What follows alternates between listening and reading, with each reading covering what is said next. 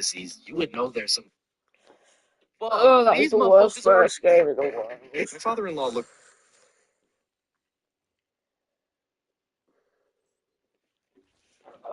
So fucking tight.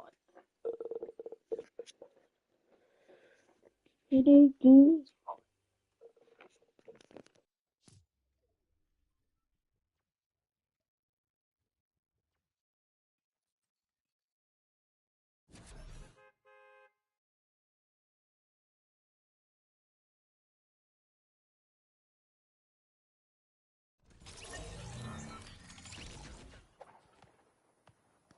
You're welcome to the chat.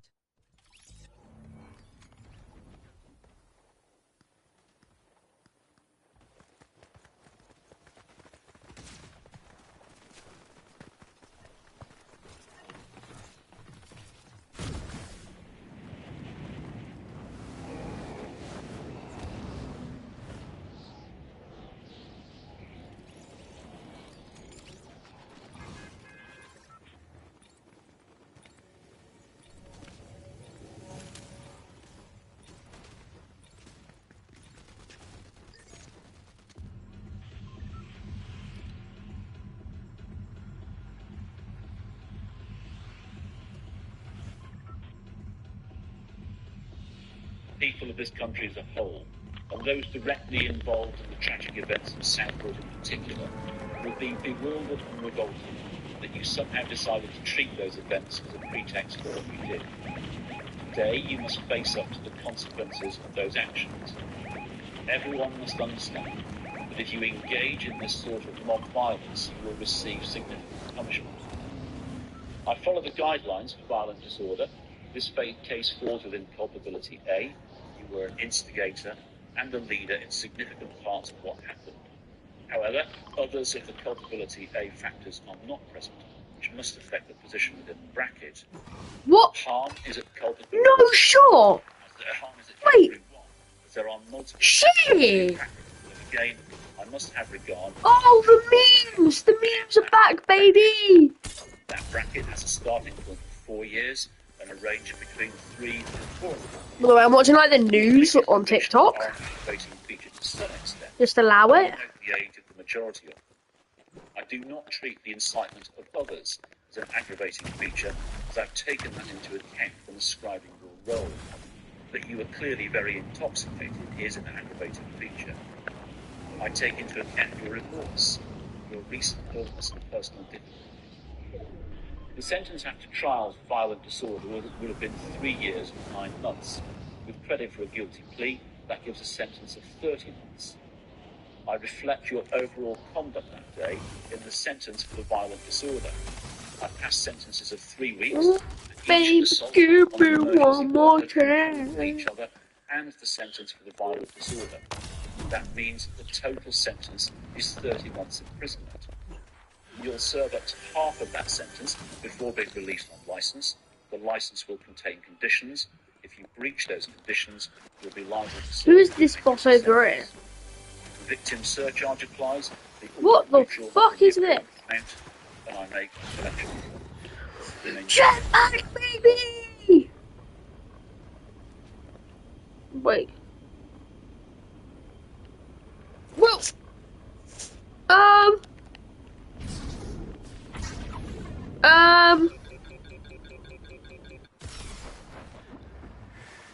that's a bit. No, the live ended. I was watching the BBC, man. What celebrities have you encountered that were either really nice or really warm? One, I ran into Adam Sandler outside of a Planet Fitness in Brooklyn back in early 2016. As I was leaving the Planet Fitness, it looked like he was walking in. We made eye contact, so I stopped and held the door for him. He got to the door and stopped right before he walked through, in one of those fake poses that little kids make when you tell them to freeze. I stood there holding the door, plenty confused. For about 5 seconds, we just stood there. Him, motionless and I, standing there, holding the door. Finally, he turned his head and said in the stereotypical Adam Sandler voice, who we kidding? I'm not going in there. Giant grin on his face. We both laughed and then he continued down the street. Fucking awesome. 2, I met the St. Bernard dog from Beethoven at Planet Hollywood when I was a kid.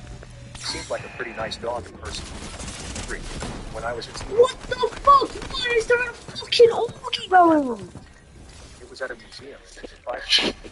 There was time for everyone to wander the museum, and my dad saw Mr. Armstrong looking at one of the things that my dad.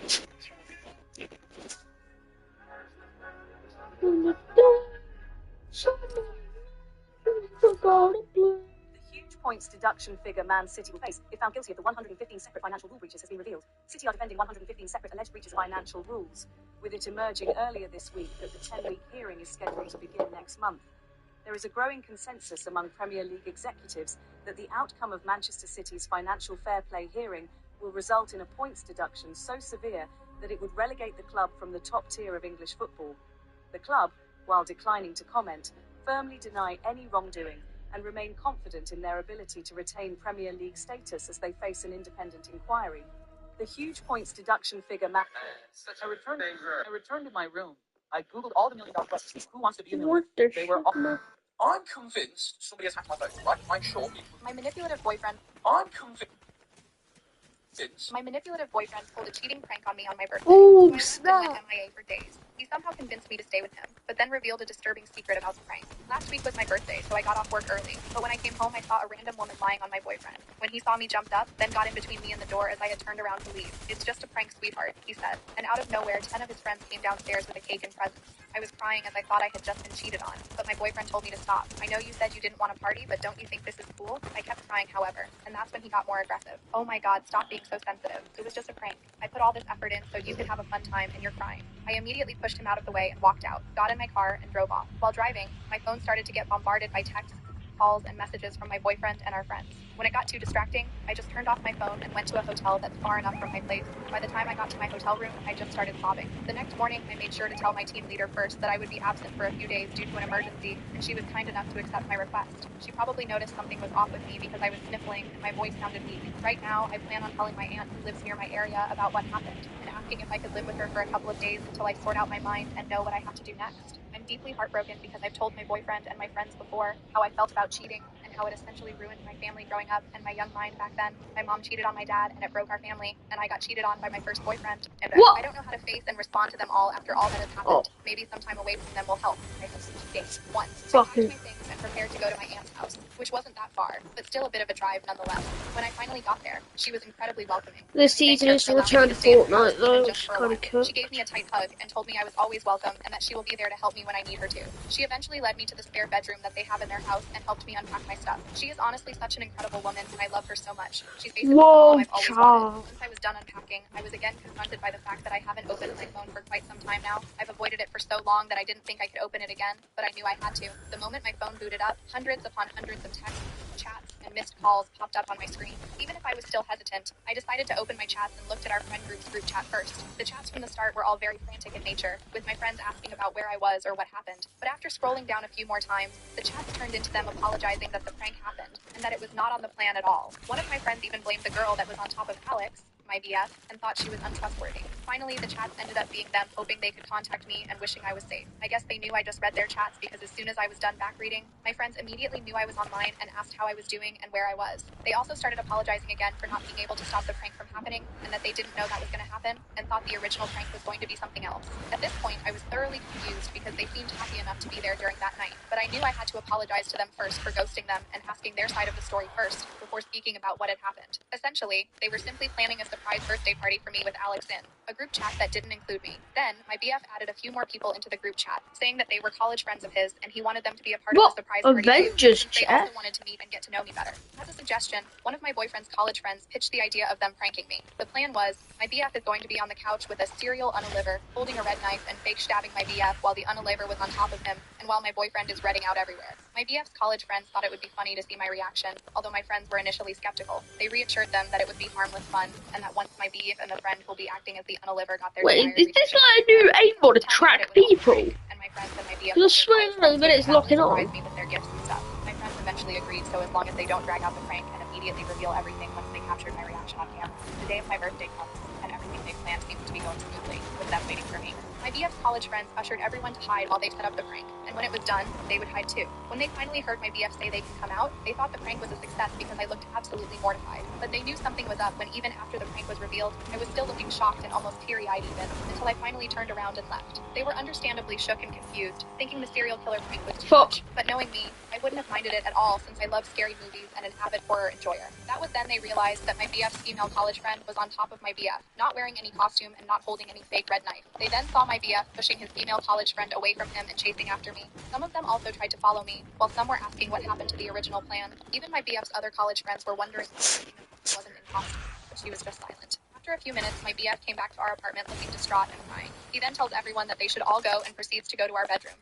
They wanted to ask him what happened, but he closed the door before they could. His female college friend then followed him inside, which really weirded them out. But after a while, they hear my BF shouting at her, telling her to F off. She then goes out the door on the verge of tears and leaves the apartment. They said everything happened so fast that they didn't know how to process all that had happened. Not too long after that, though, they realized that I was missing and started calling and texting me, but I didn't respond to any of them. Eventually, I was unreachable. I turned off my phone and decided they should just go home and wait for me to respond. My BF's college friends apologized profusely to what had happened and didn't mean for any of this to happen, but they basically just ignored them. They then followed their retelling of their side with videos that they've recoded that proved their accounts, along with an apology and wishing that I was doing well. After my friends told me what happened on their point of view, I felt really terrible and apologized again for ghosting them and telling them that everything that happened was none of their fault. I told them that I would make it up to them soon, but they reassured me that they accept my apology and are just happy that I'm alive and well. They also pitched to have a late birthday celebration with me this weekend, and my boyfriend and his friends aren't included this time. I of course happily agreed and thanked them for being such great friends, and that I really couldn't thank them enough for being such an awesome bunch of people. The morning of the next day, my aunt knocks on my door and wakes me up, telling me that I have a visitor downstairs. She looked a bit mad, so I can already tell who it was. My manipulative boyfriend... Shit, I'm stuck. My fiance called me a big baby. My manipulative boyfriend... Where? My boyfriend Alex, carrying this beautiful bouquet of flowers and my favorite chocolates with him. Even if he looked amazing, his face was the complete opposite because he looked like he was crying for days. I asked him how he found out about where I was, and told me that once I turned on my phone again, an app on my phone notified him of my whereabouts. I was a bit frustrated that he actually came here to my aunt's house, but nevertheless, he was already there, so might as well just hear him out on what he had to say. He basically reiterated what my friends told me. Right, let's get like a turret on this bad boy. Some like spiked wheel. No, just wheels. Wanted to ask him about his life after all these years. They were especially happy when Have they removed it? Like the because they secretly knew he was bisexual, but didn't want to make assumptions or make him feel weird about it. Alex eventually tells them about me, and he mentions that him and our friends are planning a secret birthday surprise for me, and they immediately wanted to be a part of it. After they were added to the group chat, they started suggesting ideas on how to make the surprise much more fun, until their female friend, we'll call her Anna, suggested that they do a prank to surprise me. Alex's college friends were immediately on board because they saw TikToks of it and they thought it was really funny, but my friends were obviously skeptical. So eventually they agreed what the prank is going to be and that the prank wouldn't take too long. Anna volunteered to be the cereal on a liver since it was her idea, and they all went and did their part of the surprise so that everything would be ready when my birthday comes. The day of the surprise party comes, and everyone prepares for my...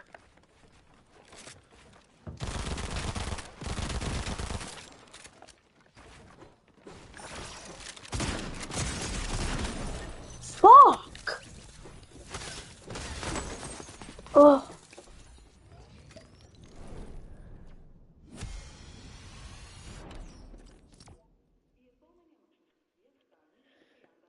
Maybe I'm not as good as I used to be.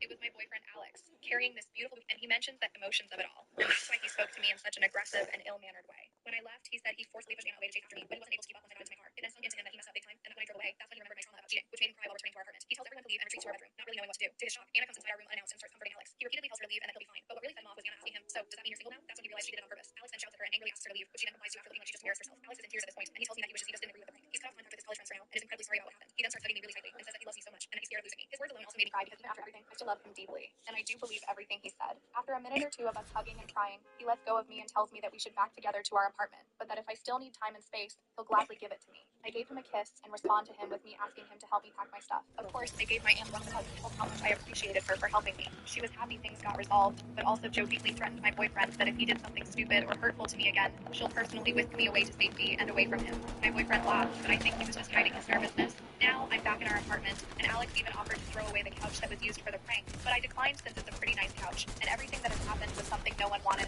aside Anna probably. I've already made amends with my boyfriend, and we've both forgiven each other, and my friends are happy that things worked out in the end. Update 2. So, a few days later, Alex came up to me while sobbing and confessed that he hadn't told me the complete truth about Anna. Apparently, him and Anna were a couple back then. She was his first girlfriend.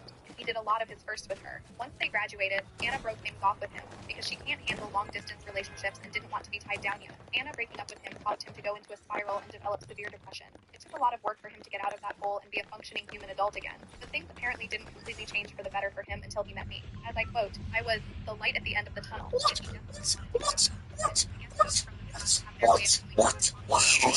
My birthday, Alex from college friends found his Facebook and contacted him to reconnect. Things went well for them until he was added into their group chat that had Anna in it as well. As what he said, it definitely reignited some old feelings that he had, and it also didn't help that Anna was acting like nothing bad happened between the two of them. They agreed to meet to catch up. One thing led to another, until that one thing ended up being them having intimacy every day, up until the birthday surprise Lowell. It only really hit him how much he messed up and realized that he was doing something incredibly crappy when he saw my devastated face after seeing Anna on top of him for the prank that they supposedly planned for me. According to him, he was trying to bring back those strong feelings and emotions that he once felt back when he was with Anna. But seeing me look ruined and distraught made him realize that what he had with me was incomparable to what him and Anna had. So I guess that's what led him to confess and be all remorseful. Of course, I had to hear him apologize and cry in front of me, and I did cry too, but I couldn't bear being around him anymore after hearing all of that. I then calmly told him that I accept his apology, but that I didn't want to be with him anymore, and that I'd be leaving the apartment and sort things out once we're both in clearer states of mind. He didn't like that one bit and started sobbing like crazy, and even went as far as hugging me incredibly tight, just so that I wouldn't go. It was a struggle, but I eventually got out of his clutches by pushing him away hard enough. I ran as fast as I could to get to my car and immediately headed to my aunt's house. When I got there, I just sobbed into my aunt's arms and felt incredibly weak. She probably understood why I was crying that much without asking me why, so she started consoling me until I was too tired to cry and slept. Yesterday, I got a call from a friend of Alex that he's in the hospital after being found unresponsive. I didn't want to go because I'm obviously still hurt about everything, but Alex doesn't have any family anywhere near him, and I'm the only one who knows about his medical history and details, and technically his closest family, so I had to. Right now, I'm outside his hospital room, waiting for his doctors to give me an update or tell me anything or something that I should do. He also hasn't woken up yet, so I'm bracing myself for when he does. Truthfully, I do still love him very much, but what he did just made it clear for me that we're not meant to be together. I don't know what I'll do moving forward after all of this, but I'll just let the universe take the wheel for me at this point. I just wish things didn't end up this way. It was my boyfriend Alex, carrying this beautiful bouquet of flowers and my favorite chocolates with him. Even if he looked amazing, his face was the complete opposite because he looked like he was crying for days. I asked him how he found out about where I was, and my manipulative boyfriend pulled a cheating prank on me on my birthday. I'm sure you've heard the news. The Premier League is back, and guess what? It's pure mayhem from day one. Manchester United and Fulham are kicking things off tonight. But that's just the start. Tottenham's attack just got fiercer with Wilson Odobert and Dominic Solanke joining the squad. And hey, Chelsea fans, Pedro Neto from Wolves is now yours. But the big question everyone's asking, is this Pep Guardiola's last season at Manchester City? Rumour has it, he's eyeing up a move to international management. Will he stay or will he go? The suspense is killing us. Stay tuned for the latest updates, juicy transfer news, and all the action-packed highlights. This season's going to be a roller coaster. Don't miss a moment. Catch you later, Footy friends.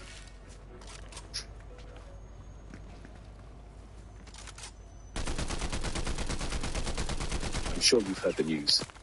The Premier League is back, and guess what? It's pure mayhem from day one. Come and get it. Picking super jumbo strawberries.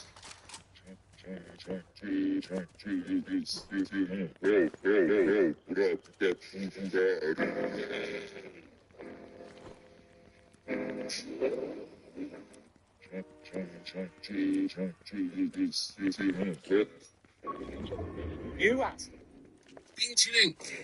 One of the two 12-year-olds who are believed to be Britain's youngest knife killers terrorised his neighbour so badly that he put up barbed wire. The two boys have been found guilty of murdering 19-year-old Sean Seaside in an unprovoked... Why is this some German looking Adolf Hitler pistol? One of the boys as a thoroughly nasty piece of work, accusing him of stealing scooters and posting fireworks through letterboxes. His neighbour said he barbed wired his house and screened the window to stop him breaking in. They're believed to be the youngest children to be convicted of murder in Britain since James Bulger was killed by two 11-year-olds in 1993.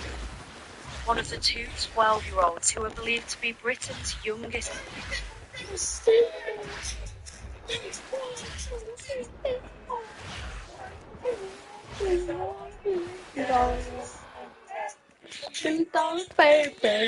nominated for Chess Awards 7 times, but he never won it. I'm going to compare all the girls that were nominated against all the girls that won. That's it. Let's see if Messi. Yeah, Messi's first nomination, 2010, against Valencia. Great cross control, great finish. It's a good goal. It's not mind-blowing, but it's a good goal. Just the goal that won, let's see. Just flats it off. Yeah, bro, Messi, he will not win. That goal is 1,000,000% better than Messi's goal. Look at the technique on that. Off. Crazy. Messi's next nomination in 2011 against Arsenal. We have to go get Muffy. It's brilliant, rude, disgusting, bro. How can you do that to your fellow professional, man? Come on, bro. And this is the goal that won that year. It's Neymar for Santos. It's brilliant. It runs through the whole team. Great skill, close control. Brilliant. And the finish is crazy. Messi, you were not robbed. That goal is better than yours. I'm sorry. And it's that.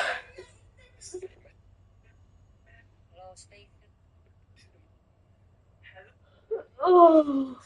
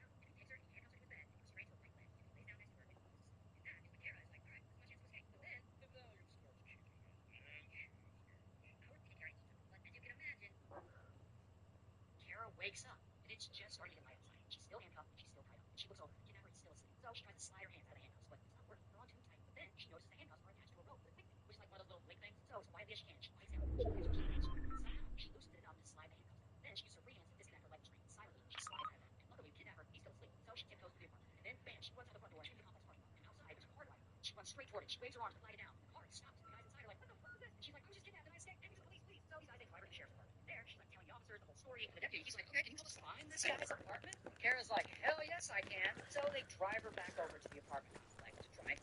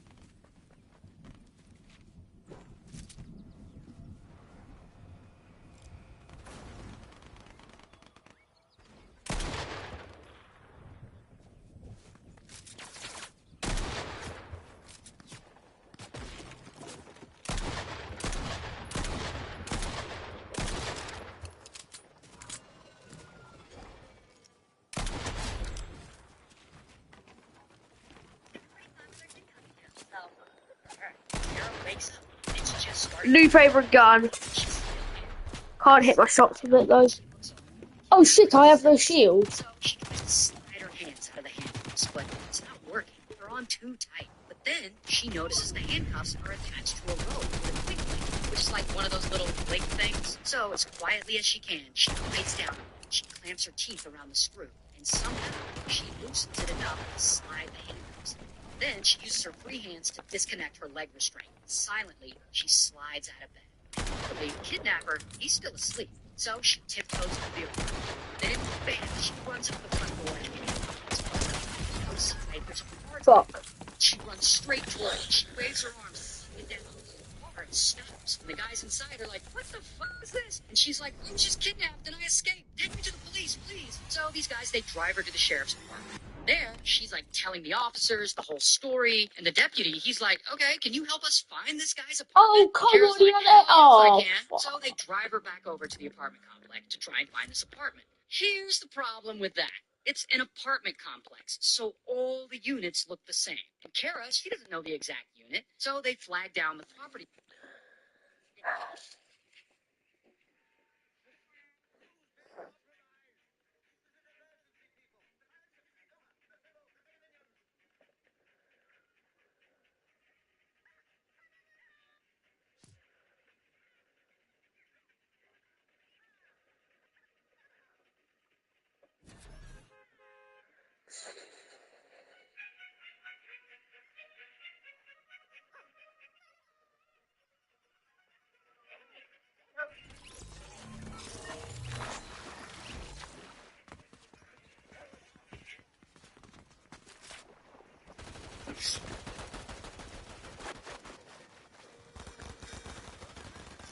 Forcing myself to watch the worst rated movies on IMDb.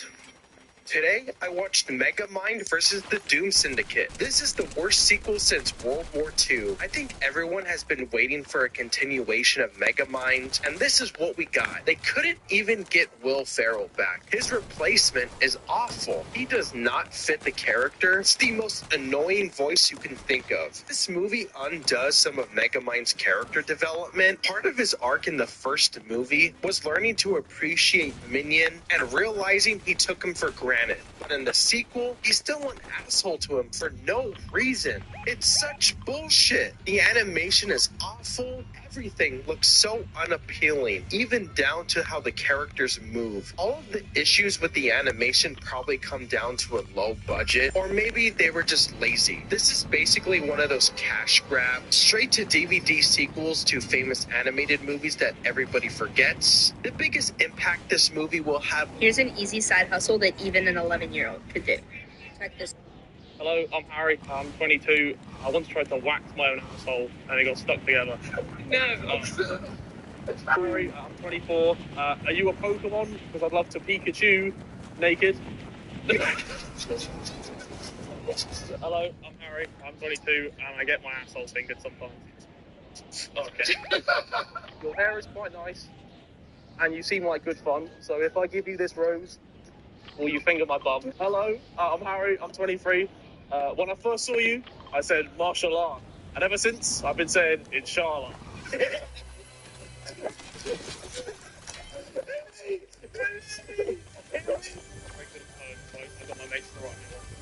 You've got incredible eyes and a beautiful figure.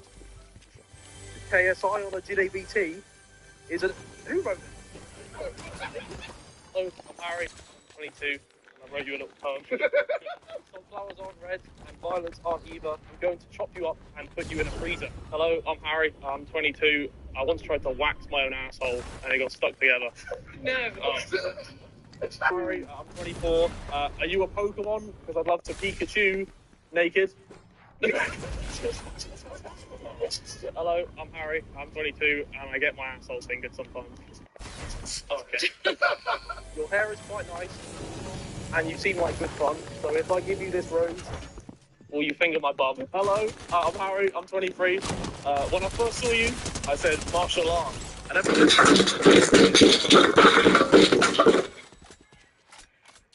Oh, fucking hell.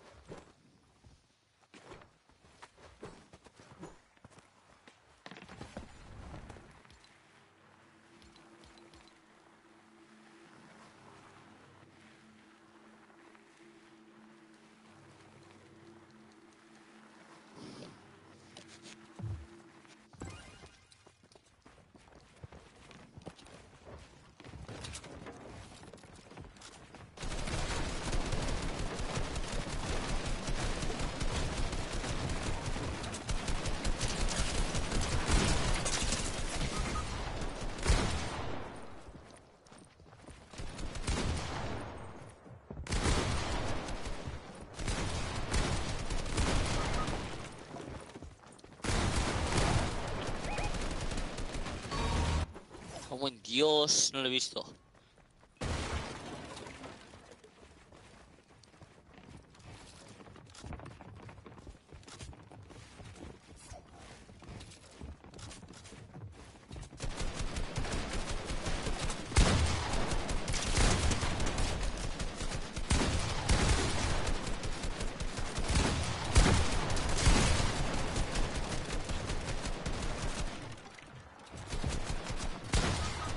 Me cago en Dios.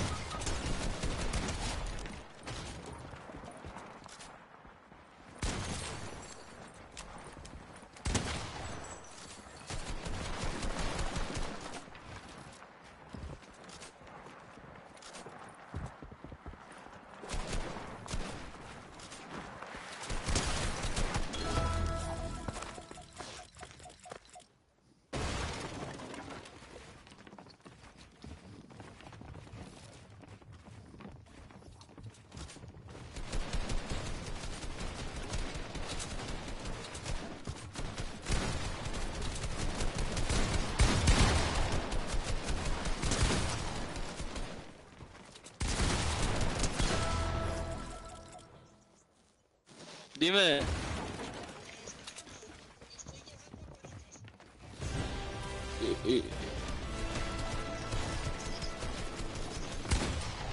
Sí.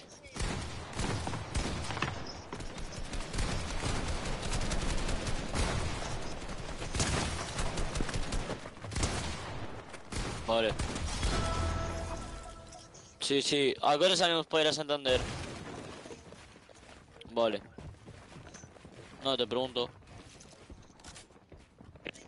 Vale. ¿Cuántos cojo? ¿Cuántos tomates? Sí, yo que sé si están bien, mal o... Igual están llorando.